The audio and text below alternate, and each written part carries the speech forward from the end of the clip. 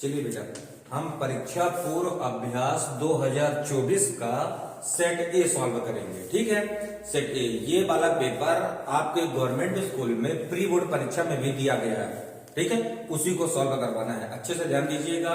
इसके पहले अपन विकल्प सॉल्व करेंगे। ठीक है, क्वेश्चन क्रमांक फर्स्ट क्या कहता है, प्रत्येक प्रश्न के लिए दिए गए विकल्पों में से सही विकल्प चुनना है। ठीक है, इसके सारे विकल्प आपको पढ़ाए गए हैं, पर मैं उसको एक्सप्लेन करके बताता हूं। अच्छे से ध्यान दीजिएगा। पहला क्वेश्चन कहता है वायु का परावैद्युतांक है। पहला क्वेश्चन क्या कहता है बेटा, वायु का परावैद्युतांक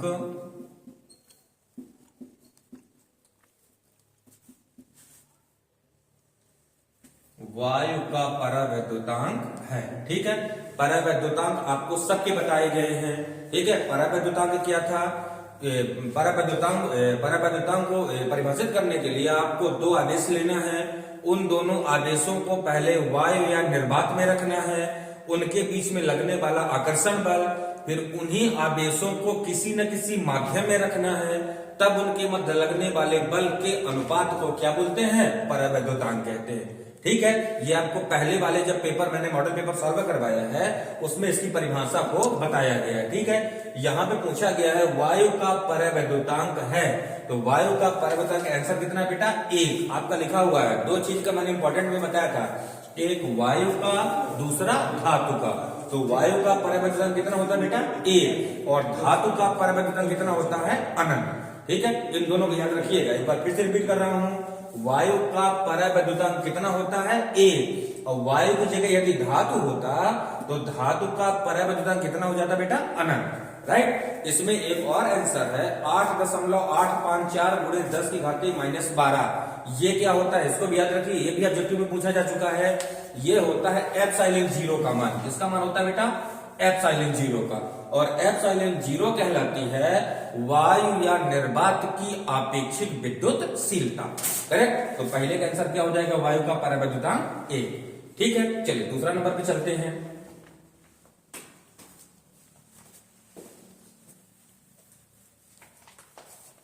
दूसरा नंबर क्वेश्चन कह रहा है एक तार का विशिष्ट प्रतिरोध निर्भर करता है, एक तार का विशिष्ट प्रतिरोध निर्भर करता है। ये भी आपको पढ़ाया गया है बेटा, मैंने इंपॉर्टेंट करवा के लगाया था। ठीक है, आपकी परीक्षाओं में भी दिया गया है कि तार का विशिष्ट प्रतिरोध काहे पर निर्भर करता है, सदैव तार का विशिष्ट प्रतिरोध निर्भर करता है तार के पदार्थ पर। काहे पर बेटा, पदार्थ पर। ठीक, जैसे मान लो कई चालक तार हैं, एक आपकी लोहे की चालक तार है, एक आपकी कॉपर की चालक तार है। ठीक है, तो दोनों तारों की लंबाई और अनुप्रस्थ परिच्छेद का क्षेत्रफल निर्भर करेगा प्रतिरोध पर। काहे पर निर्भर करेगा बेटा, प्रतिरोध पर। और जो अलग अलग तार है, एक आपकी लोहे की है, एक आपकी कॉपर की है, तो इनके पदार्थों पर निर्भर करेगा विशिष्ट प्रतिरोध। अब विशिष्ट प्रतिरोध को हम काहे से दर्शाते हैं, रो से। यानी एक तार का विशिष्ट प्रतिरोध काहे पर निर्भर करेगा बेटा, पदार्थ पर। क्लियर, पहले नंबर का वायु का परावैद्युतांक एक, दूसरे नंबर का एक तार का विशिष्ट प्रतिरोध काहे पर निर्भर करता है, पदार्थ पर। तीसरा नंबर है इसका, वृत्तीय धारावाही लूप के कारण उत्पन्न चुंबकीय क्षेत्र की दिशा होगी। ये भी आपको बायो सेवर्ट के नियम में पढ़ाया गया है कि वृत्तीय धारावाही लूप के कारण हमेशा चुंबकीय क्षेत्र की दिशा क्या होती है बेटा, इसकी होती है लूप के तल के लंबवत। जैसे ये वृत्तीय धारावाही लूप हो गया, ठीक है, इस वृत्तीय धारावाही लूप के कारण चुंबकीय क्षेत्र की दिशा सदैव क्या होगी, लूप के तल के लंबवत। लूप के तल के लंबवत। जैसे मान लो वृत्तीय धारावाही लूप क्या है, एक टायर का आकार ऐसे ले लिए, चूड़ी का आकार, तो उस आकार के कारण जो चुंबकीय क्षेत्र होगा हमेशा उसके कैसे आएगा, धारावाही लूप के लंबवत। ठीक है, तो तीसरे का आंसर में क्या लगा देना बेटा आपको, लूप के तल के लंबवत। ठीक है, याद रखिएगा, हमेशा धारावाही लूप के कारण चुंबकीय क्षेत्र की दिशा क्या होती है, धारावाही लूप के लंबवत। करेक्ट है। अब फोर्थ नंबर में आते हैं। फोर्थ नंबर क्या है, लेंज का नियम आधारित है। ये पहले वाले मॉडल पेपर में भी आ चुका है, उसको मैंने बताया है कि लेंज का नियम सदैव काहे पे आधारित होता है बेटा, ऊर्जा संरक्षण के नियम पर, ऊर्जा संरक्षण के नियम पर। ठीक है, इससे क्वेश्चन भी बना था कि दर्शाइए कि लेंज का नियम ऊर्जा संरक्षण के नियम के अनुकूल है। तो क्या बताना है कि लेंज का नियम सदैव किसके नियम पर आधारित है, ऊर्जा संरक्षण के नियम पर। कोई डाउट? चलिए फिफ्थ नंबर पे चलते हैं। पांचवा नंबर है, यदि विद्युत चुंबकीय तरंग में विद्युत वेक्टर x दिशा में, चुंबकीय वेक्टर y दिशा में, तो विद्युत चुंबकीय तरंग किस दिशा में होगी। विद्युत चुंबकीय तरंग की परिभाषा में चलना है आपको। क्या जाने थे विद्युत चुंबकीय तरंग की परिभाषा, कि यदि, क्या जाने थे बेटा, कि यदि विद्युत क्षेत्र और चुंबकीय क्षेत्र परस्पर लंबवत हो, विद्युत क्षेत्र चुंबकीय क्षेत्र परस्पर लंबवत हो, तो इन दोनों के लंबवत तल में, इन दोनों के लंबवत तल में आपको जो तरंग उत्पन्न होती है उस तरंग को क्या बोलते हैं, विद्युत चुंबकीय तरंगे। तो दो क्षेत्र में आपकी अलग अलग तरंगे हैं, ध्यान दीजिएगा। ये मान लीजिए आपका x क्षेत्र है, ये आपका y क्षेत्र है। तो x क्षेत्र में क्या जा रहा है, x क्षेत्र में जा रहा है विद्युत क्षेत्र यानी E, y क्षेत्र में जा रहा है चुंबकीय क्षेत्र यानी B। तो इन दोनों का लंबवत क्षेत्र कौन सा कहलाएगा, Z। क्या कहलाएगा बेटा, Z। तो Z क्षेत्र में क्या जाएंगी, विद्युत चुंबकीय तरंगे। ठीक है, तो इसका आंसर आपका आ जाएगा Z दिशा में। क्या जाएगा, Z दिशा में। लिख देना है आपको Z दिशा में। ठीक है, एक्स वाई जेड, इनमें से ध्यान दीजिएगा तीनों दिशाएं अलग अलग हैं। एक्स वाई जेड, इन तीन में से किसी पे दो में यदि विद्युत क्षेत्र चुंबकीय क्षेत्र हो, तो जो तीसरा होगा उसी दिशा में जाएगी विद्युत चुंबकीय तरंग। तो यहाँ पे एक्स दिशा में क्या जा रहा है, विद्युत क्षेत्र, वाई दिशा में क्या जा रहा है बेटा, चुंबकीय क्षेत्र। जब एक्स और वाई में दोनों क्षेत्र जा चुके हैं तो बचा कौन सा क्षेत्र, जेड क्षेत्र। तो जेड दिशा में जाएंगे आपकी विद्युत चुंबकीय तरंग। ठीक, चलिए नंबर लास्ट है इसका, ये हो गया बेटा आपका नंबर 5। नंबर 6 है, प्रकाश किरण के एक माध्यम से दूसरे माध्यम में जाने पर निम्नलिखित में से कौन सी राशि नहीं बदलती। ये भी आपको लिखाया गया है प्रकाश वाले में। ठीक है, जब कोई भी प्रकाश एक माध्यम से दूसरे माध्यम में जाता है, जैसे कैसे बेटा, जब कोई भी प्रकाश वायु से कहां जाए, जल में, या जल से कहां जाए, कांच में, यानी जब एक माध्यम से दूसरे माध्यम में जाएगा तो सब कुछ बदल जाएगी लेकिन उसकी आवृत्ति में कोई परिवर्तन नहीं आएगा। तो उसमें क्या लिखा है कि उसकी कौन सी राशि नहीं बदलती। तो कौन सी राशि नहीं बदलेगी बेटा, आवृत्ति। ठीक है, उसकी आवृत्ति में कोई परिवर्तन नहीं आता है, इसको याद रखिएगा। इसको मैंने नोट में भी लिखाया था कि जब कोई भी प्रकाश किरण एक माध्यम से दूसरे माध्यम में जाती है उसकी आवृत्ति में कोई परिवर्तन नहीं होता। ये आपका क्वेश्चन नंबर पहला यानी सही विकल्प कंप्लीट। ठीक है, एक बार मैं रिपीट करता हूं, जल्दी से टिक करिएगा।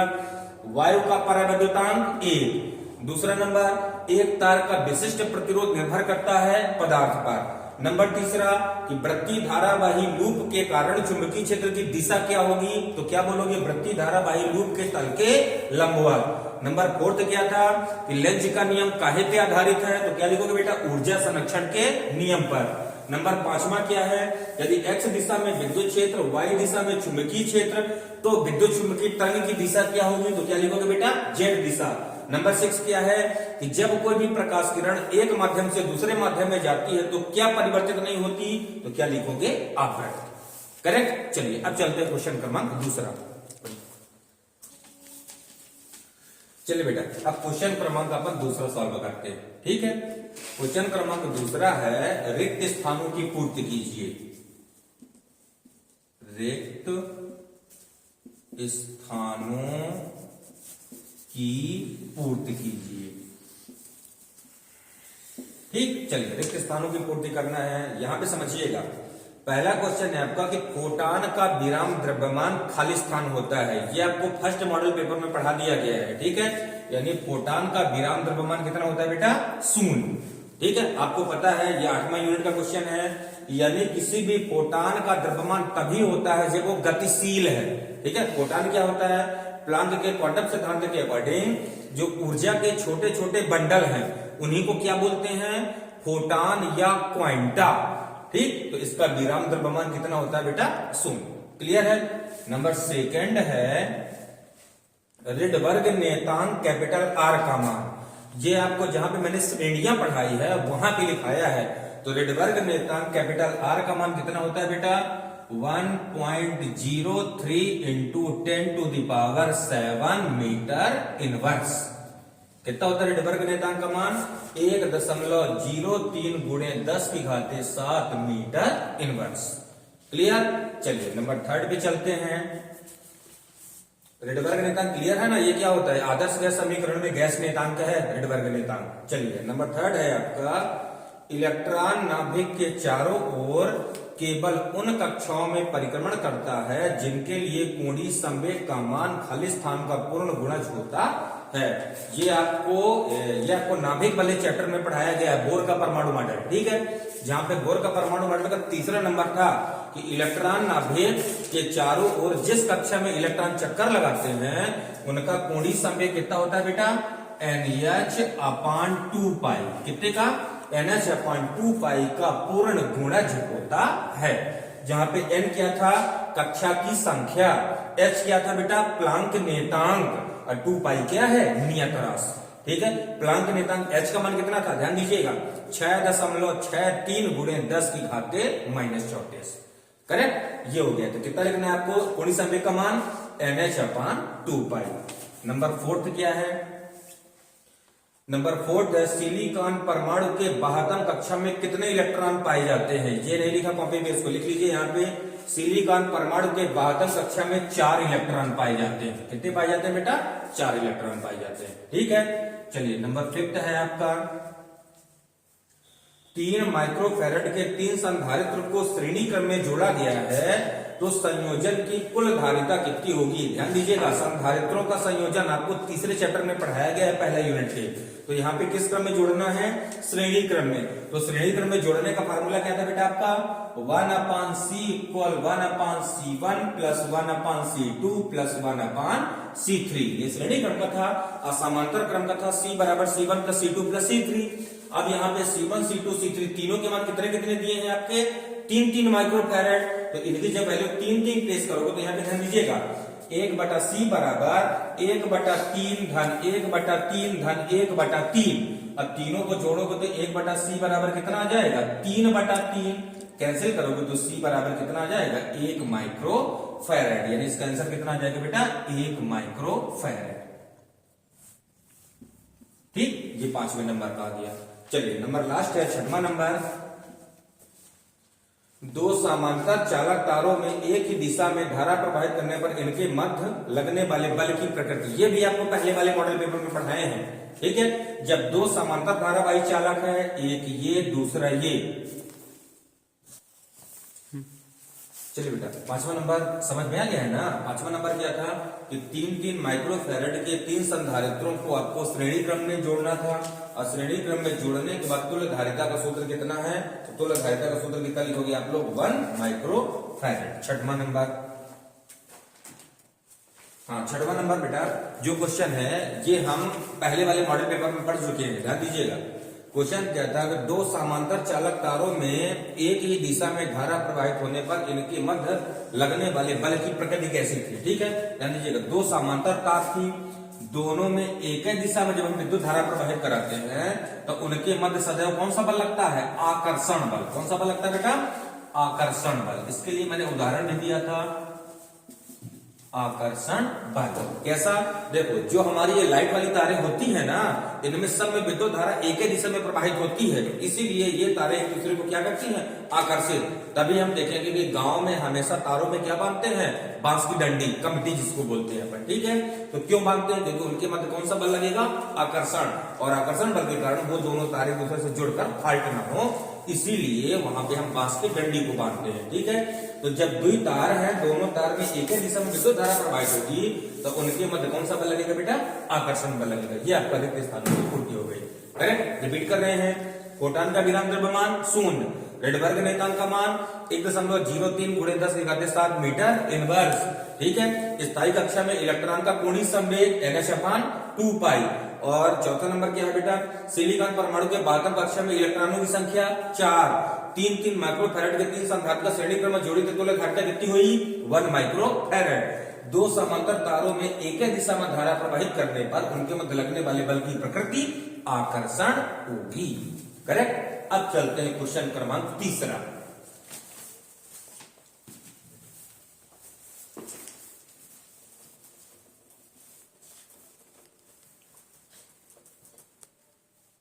अभ्यास प्रश्न बेटा, ये परीक्षा पूर्व अभ्यास प्रश्न के दोनों सेट कर लीजिएगा, सेट ए सेट बी इसके बाद करवा देंगे। और वो मॉडल पेपर हो ही गया है। ठीक है, इसको पूरा रिपीट कर डालिएगा। इसके अलावा सारे इंपॉर्टेंट क्वेश्चंस को पढ़ा के इसमें डालना है, सबको रिपीट कर डालिए, पूरा A to Z पेपर करिए। इसके बाद ऑब्जेक्टिव क्वेश्चन की 10-10, 15-15 की 50-50 की सीरीज आपको डाल दी जाएगी। ठीक है, पूरे एक यूनिट के ऑब्जेक्टिव क्वेश्चन 20-20, 50-50 बना के डाल देंगे तो वो भी क्लियर हो जाएगा आपका।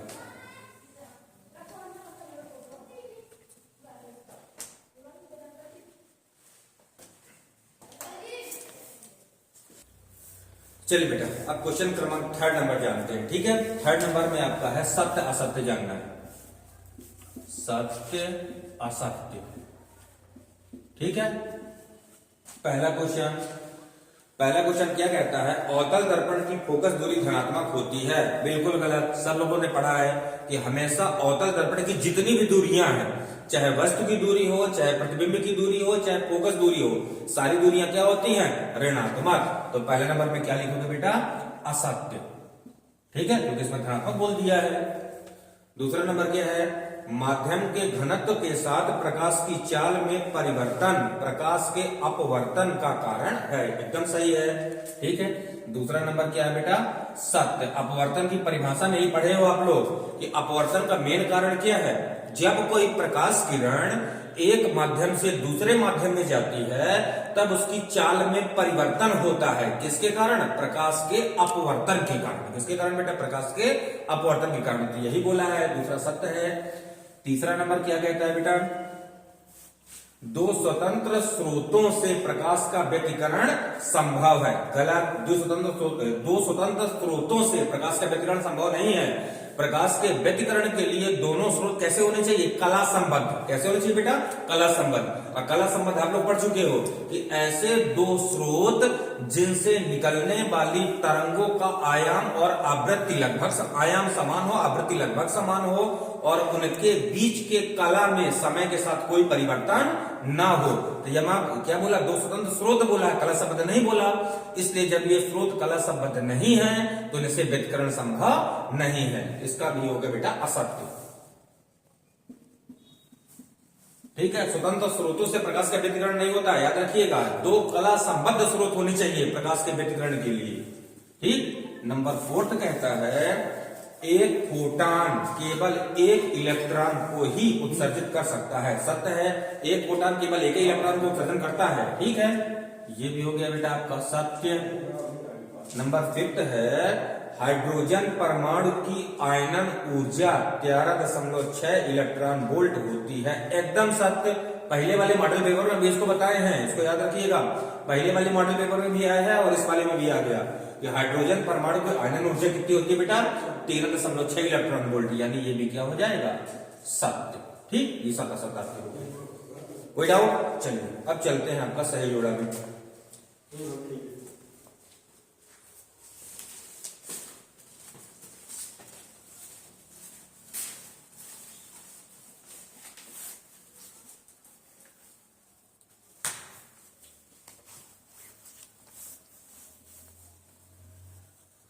फोर्थ क्वेश्चन क्रमांक 4 सही जोड़ा जानते हैं। ठीक है, सही जोड़ा में ये तो मात्रक दिए हैं, मात्रक और वो विद्युत चुंबकीय तरंगों के वो तो पादक पहले वाले मॉडल पेपर में आया था, उसको भी जाने रहिएगा। ठीक है, चलिए एक तरफ में लिखता हूं, दूसरी तरफ इनके मात्रक है, अपने आप लिख देंगे। पहला नंबर क्या है बेटा, विद्युत धारा। इस वाले में लिखता हूं, उस वाले में बिना उसको देखे आप लोग आंसर बताइएगा। विद्युत धारा दूसरा नंबर है आपका चालकता,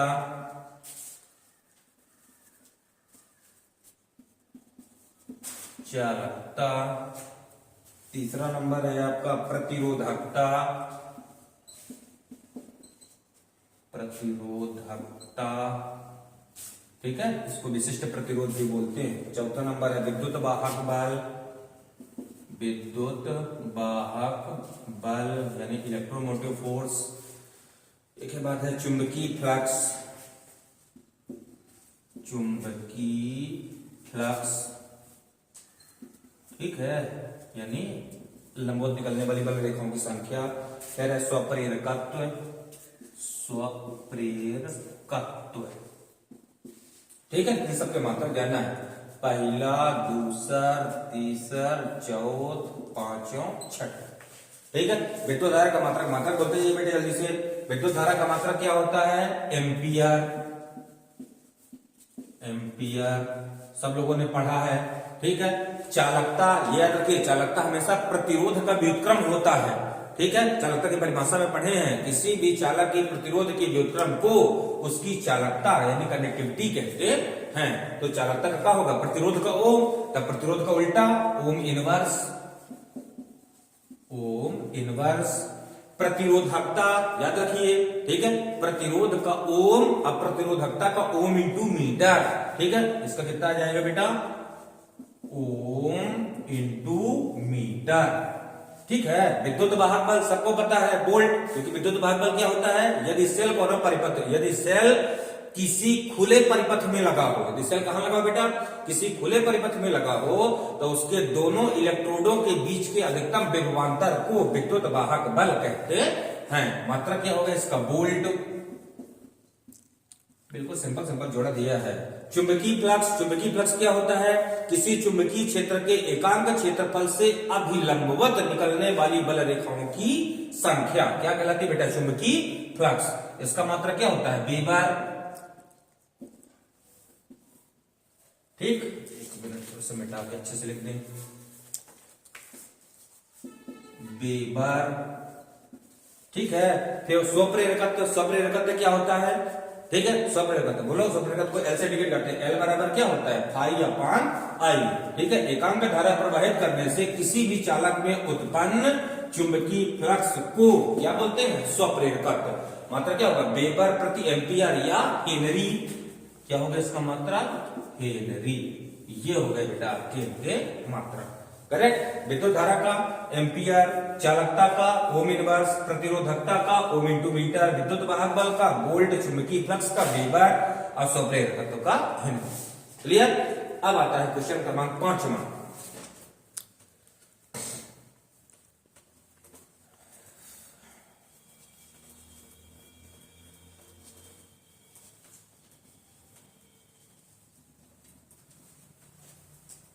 परीक्षा पूरा अभ्यास यानी प्री बोर्ड परीक्षा का जो आप लोगों को गवर्नमेंट पेपर मिले उसका सेट है बेटा, है।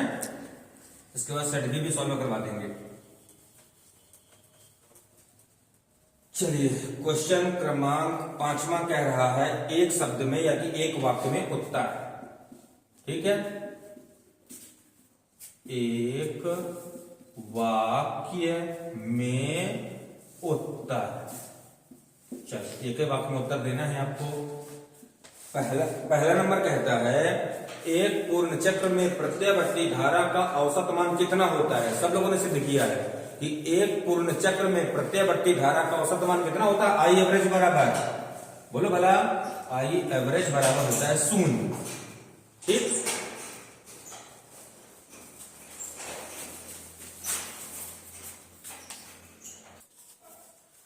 ठीक है बेटा, पहला नंबर क्लियर हो गया ना। पहला नंबर क्या है? एक पूर्ण चक्र में प्रत्यावर्ती धारा का औसत मान कितना होता है? इसका अपना व्यंजक निकाला है कि आई एवरेज, यानी एक पूर्ण चक्र में प्रत्यावर्ती धारा का औसत मान आई एवरेज बराबर कितना होता है? 0 होता है, ठीक है। दूसरा नंबर है प्रकाश के व्यतिकरण के लिए किस प्रकार के स्रोतों की आवश्यकता होती है? ये लो बेटा, 7 वाला क्वेश्चन आ गया, ठीक है, कि प्रकाश के व्यतिकरण के लिए स्रोत कैसे होने चाहिए?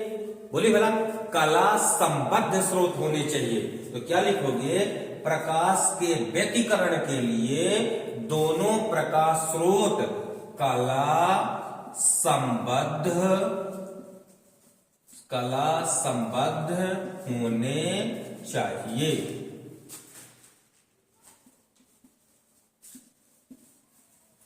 ठीक, क्लियर है। कला संबद्ध स्रोत पता है ना, ऐसे दो प्रकाश स्रोत जिनसे निकलने वाली तरंगों के आयाम और आवृत्ति लगभग समान हो और उनकी कला समय के साथ परिवर्तित ना हो।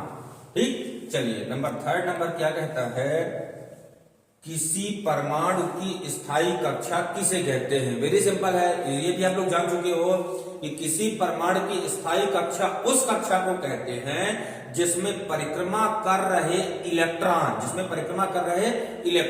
का कोणीय संवेग कितना हो, NH/2π।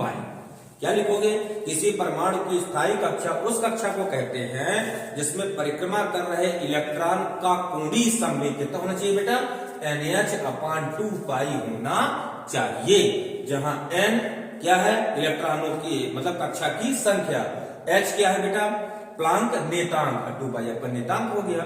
ठीक, चलिए फोर्थ नंबर क्या कहता है,